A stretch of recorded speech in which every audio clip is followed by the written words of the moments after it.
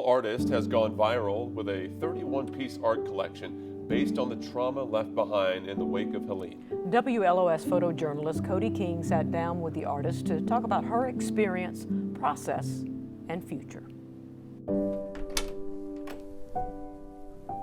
I'm Kira. I am a multidisciplinary artist. I do filmmaking and visual art. I turn my art into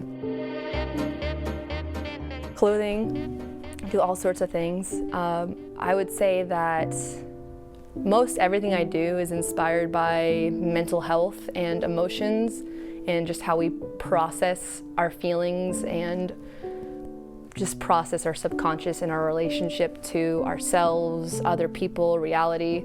And I think that that's just a part of all of my work, that journey.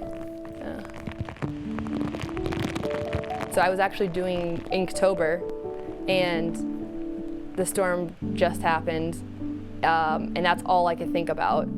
So I just couldn't bring myself to create anything other than art inspired by that. There's one piece where there is this hand reaching out of the water, and there's this passport that is like impaled by a tree, and the hand's like reaching for it. And you know, at the time I had my reasons for being inspired to create that artwork, and since putting it out, I've heard from various people where they were really moved by the artwork because there was someone in Asheville who was trying to escape the flood and everything and didn't make it, and had his passport in his pocket. And so I had people reaching out asking if this was like inspired by him, which now that I know his story, when I look at the art, to me that's like, it is inspired by him now that I know that. At the time it was more of like taking in everything that's happening, just letting my subconscious process everything.